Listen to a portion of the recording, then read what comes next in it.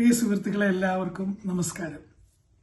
ജീവിതത്തിൽ പഠിച്ച ചെറിയ പാഠങ്ങൾ എന്ന നമ്മുടെ പരമ്പരയിലെ പുതിയൊരു ചിന്തയിലേക്ക് നിങ്ങൾക്ക് ഏവർക്കും സ്വാഗതം. നമ്മൾ പഠിക്കാൻ തയ്യാറാണെങ്കിൽ ജീവിതത്തിലെ ഓരോ ദിവസവും വളരെ നിശബ്ദമായി നമുക്ക് പുതിയ ചില കാര്യങ്ങൾ പറഞ്ഞു തരും.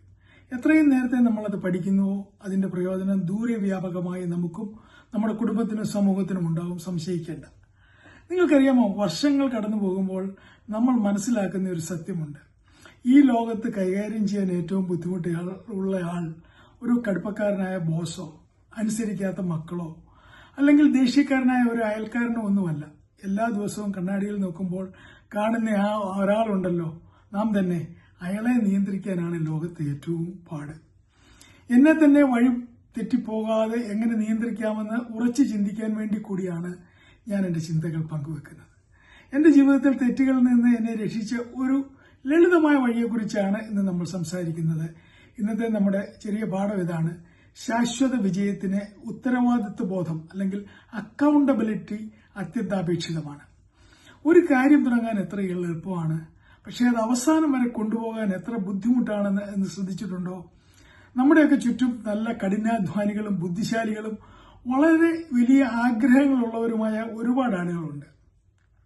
പുതിയൊരു കാര്യം തുടങ്ങുമ്പോൾ വലിയ ഒരു ആവേശത്തിലും ദൃഢനിശ്ചയത്തിലും വലിയ സ്വപ്നങ്ങളും ഒക്കെ ആയിട്ടാണ് അവർ കാര്യങ്ങൾ തുടങ്ങുന്നത്. ചിലപ്പോഴൊക്കെ അവർ വിജയിക്കാറുണ്ട്.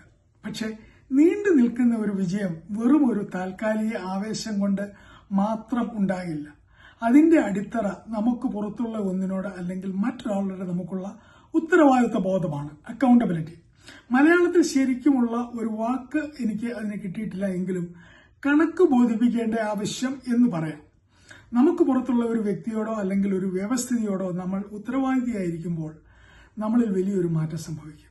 അതൊരു ഗുരുഭൂതനാവാം, മെന്റർ അല്ലെങ്കിൽ പങ്കാളിയോ കൂട്ടുകാരനോ ആവാം, അല്ലെങ്കിൽ ഒരു ടീമാകാം, അല്ലെങ്കിൽ പിന്തുടരേണ്ടുന്ന ചില റൂളുകൾ, നിയമങ്ങളാകാം. ഇത്തരം ഒരു ഉത്തരവാദിത്വ ബോധം ഇല്ലെങ്കിൽ വലിയ പല പദ്ധതികളും പതിയെ വഴിയിൽ ഇല്ലാതായി പോകും.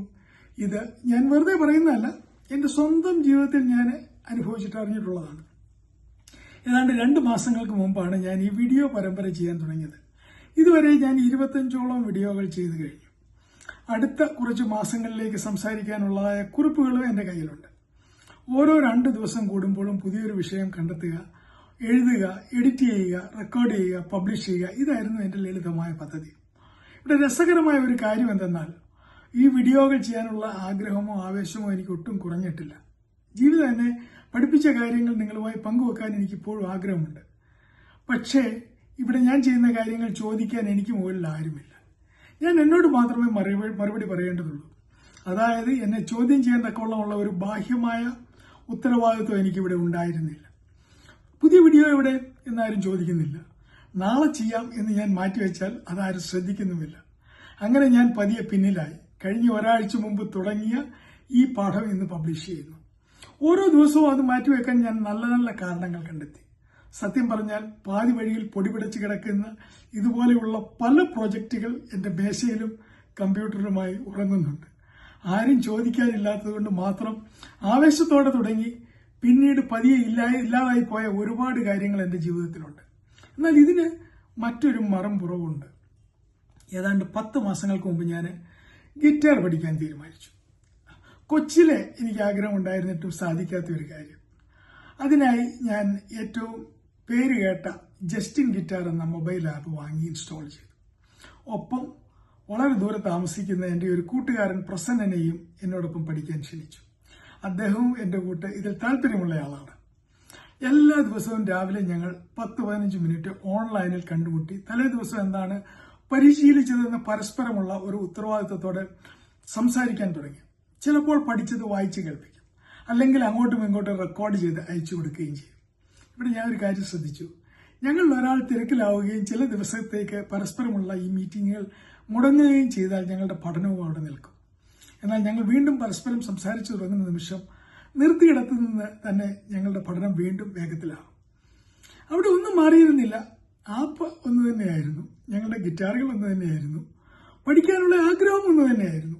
ആകെ മാറിയത് ഒന്നേ ഉള്ളൂ: പരസ്പരം ചോദിക്കാനും പറയാനും ഞങ്ങൾ അന്യോന്യം ഉണ്ടായിരുന്നു എന്ന ആ ഉത്തരവാദിത്വ ബോധം മാത്രം. എനിക്ക് ഒരു കാര്യം മനസ്സിലായി: പ്രസന്നൻ ചോദ്യം ചെയ്യും എന്ന ചിന്ത എന്നെ മുന്നോട്ട് പോകാൻ സഹായിച്ചു. നമ്മുടെ ഉള്ളിലെ കുറവുകൾ പലപ്പോഴും നമ്മൾ കാണാറില്ല. നമുക്ക് സ്വയം ന്യായീകരിക്കാൻ തോന്നുമ്പോൾ അത് വളരെ ന്യായമാണെന്ന് നമ്മുടെ മനസ്സ് നമ്മെ വിശ്വസിപ്പിക്കും. എന്നാൽ മറ്റൊരാൾ നമ്മുടെ ആവേശത്തെ നിലനിർത്തുന്ന എഞ്ചിനായും കുറവുകൾ കാട്ടിത്തരുന്ന കണ്ണാടിയായും നമ്മെ പുരോഗതിയിലേക്ക് നയിക്കും. ചരിത്രവും നമ്മളെ പഠിപ്പിക്കുന്ന അതേ പാഠമാണ്. നമ്മുടെ സ്വാതന്ത്ര്യ സമരകാലത്ത് മഹാത്മാഗാന്ധി ജനങ്ങളോട് സത്യത്തിലും അഹിംസയിലും വിശ്വസിക്കാൻ മാത്രമല്ല പറഞ്ഞത്, ആ മൂല്യങ്ങൾ പാലിക്കുന്ന കാര്യത്തിൽ പരസ്പര ഉത്തരവാദിത്വ ബോധത്തോടെ ഉറപ്പുവരുത്താനും ആഹ്വാനം ചെയ്തു. ആ പരസ്പര ഉത്തരവാദിത്വ ബോധമാണ് സാധാരണക്കാരായ ജനങ്ങളുടെ സ്വയം ശിക്ഷണത്തെ കോടിക്കണക്കിന് ആളുകളെ സ്വാധീനിച്ച ഒരു വലിയ ജനകീയ പ്രസ്ഥാനമാക്കി മാറ്റിയത്. നമ്മുടെ കഴിവിന്റെ പരമാവധിയിലേക്ക് എത്തണമെങ്കിലും ഈ കൂട്ടുകെട്ട് വേണം. സച്ചിൻ തെണ്ടുൽക്കറുടെ കാര്യം തന്നെ ഒന്ന് ആലോചിച്ച് നോക്കൂ. ഞാൻ ഒരുപാട് റണ്ണുകൾ എടുത്തു കഴിഞ്ഞു, ഇനി എനിക്കൊരു കോച്ചിന്റെ ആവശ്യമില്ല എന്ന് സച്ചിൻ പറഞ്ഞിരുന്നെങ്കിൽ നമ്മൾ ചിരിക്കില്ലേ? എത്ര വലിയ വിജയം നേടിയവർക്കും ഇത്തരം ഒരു വഴികാട്ടിയോടുള്ള ഉത്തരവാദിത്വം കഴിഞ്ഞു പോകുന്നില്ല. അവർ അതിനെ സന്തോഷത്തോടെ സ്വീകരിക്കുന്നു. കാരണം സ്വന്തം കണ്ണുകൾക്ക് കാണാൻ കഴിയാത്തത് മറ്റൊരാൾക്ക് കാണാൻ കഴിയുമെന്ന് അവർക്കറിയാം. എന്നാൽ ഇതിന്റെ മറുവശം വളരെ ഭയാനകമാണ്. ചോദിക്കാനും പറയാനും ആരുമില്ലാതെ വരുമ്പോൾ ഉണ്ടാകുന്ന പ്രത്യാഘാതങ്ങൾ കടുത്തതാണ്. അത് നമ്മുടെ വളർച്ചയെ തടയും, അലസത വരുത്തും. നമ്മൾ തികച്ചും ശരിയാണെന്ന സ്വയം വിശ്വാസത്തിൽ നമ്മളെ തളച്ചിടും, അല്ലെങ്കിൽ സെൽഫ് ഡിലൂഷനിലാവും. നമ്മൾ വിലപ്പെട്ട അവസരങ്ങൾ നഷ്ടപ്പെടുത്തും, വിശ്വസ്തത തകർക്കും, ബന്ധങ്ങളിൽ വിള്ളലുകൾ വീഴ്ത്തും, വിജയം വലിയ അഹങ്കാരമായി മാറാം. ഉത്തരവാദിത്വ ബോധം പൂർണ്ണമായും ഇല്ലാതായാൽ അധികാരം പോലും അപകടകരമാകും. നല്ല ഉദ്ദേശങ്ങളോടെ തുടങ്ങുകയും പിന്നീട് ചോദ്യം ചെയ്യാൻ ആരുമില്ലാതെ അവസ്ഥ വന്നപ്പോൾ ഏകാധിപതികളായി മാറിയ ഭരണാധികാരികളുടെ കഥകൾ കൊണ്ട് ചരിത്രം നിറഞ്ഞതാണ്. ലോർഡ് ആക്ടന്റെ പ്രശസ്തമായ ആ വരികൾ നിങ്ങൾ കേട്ടിട്ടുണ്ടാവും. അധികാരം മനുഷ്യനെ ദുഷിപ്പിക്കും, പരമാധികാരം മനുഷ്യനെ പൂർണ്ണമായും ദുഷിപ്പിക്കും. അതുകൊണ്ടാണ് വ്യക്തിജീവിതത്തിൽ മാത്രമല്ല ബിസിനസ്സിലും സ്ഥാപനങ്ങളിലും സർക്കാരുകളിലുമൊക്കെ ഈ ഉത്തരവാദിത്വ ബോധം അല്ലെങ്കിൽ അക്കൗണ്ടബിലിറ്റി വളരെ പ്രധാനമായിരിക്കുന്നത്. അത് പരസ്പര വിശ്വാസം കാത്തുസൂക്ഷിക്കുന്നു, ചെറിയ തെറ്റുകൾ വളരെ വലിയ ദുരന്തങ്ങളായി മാറുന്നത് തടയുന്നു. ഈ അടുത്ത സമയത്ത് കേരളത്തിലെ പുതിയ മുഖ്യമന്ത്രി വി.ഡി. സതീശൻ ഈ അക്കൗണ്ടബിലിറ്റിയെ കുറിച്ച് വളരെയധികം പ്രമുഖമായി പറഞ്ഞു എന്നുള്ളത് എനിക്ക് വളരെയധികം ആകർഷകമായി തോന്നി.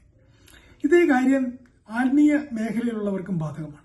ചില ആത്മീയ നേതാക്കൾ പറയാറുണ്ട്, ഞാൻ ദൈവത്തോട് മാത്രമേ മറുപടി പറയാൻ ബാധ്യസ്ഥനുള്ളൂ, എന്നെ ചോദ്യം ചെയ്യാൻ ഈ ഭൂമിയിൽ ആർക്കും അർഹതയില്ല എന്ന്.